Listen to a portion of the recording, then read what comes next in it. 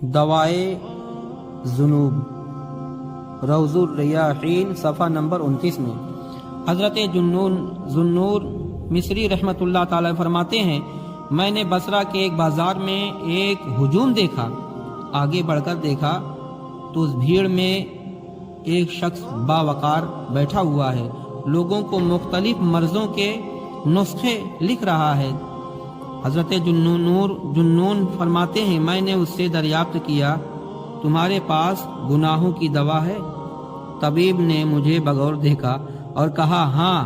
میں نے کہا، تو مجھے بھی نسخہ لکھ دو۔ وہ بولا، لکھ لو، ایمان کے باغ میں جا کر نیت اور یقین اور بھروسہ کی چند ٹہنیاں لے آؤ، اور شرم و ندامت کے بیج اور زہد و ورع کے کچھ پتے بھی لے لو، نیز اخلاص کا مغز اور اجتہاد کا چھلکا اور فقہ کا کچھ پھل لے کر آنا، اور تواضع کے تریاق میں ڈال دو، پھر توفیق کے ہاتھ اور تصدیق کی انگلیوں سے ان چیزوں کی تحقیق کے طبق میں ڈال کر ان سب چیزوں کو آنسوؤں کے پانی سے خوب دھلو، پھر ان چیزوں کو امید کی ہنڈیا میں ڈال کر شوق کی آگ سے خوب پکاؤ، یہاں تک کہ حرص و ہوا کی میل کچیل الگ ہو جائے۔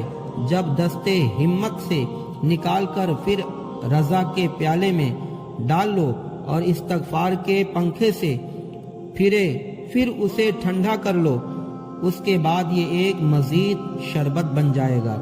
اس کے پینے کی ترکیب یہ ہے، ایک ایسی جگہ پیا جائے جہاں خدا کے سوا کوئی نہ دیکھتا ہو، بس اس کے پتے ہی گناہوں کا مرض جاتا رہے گا۔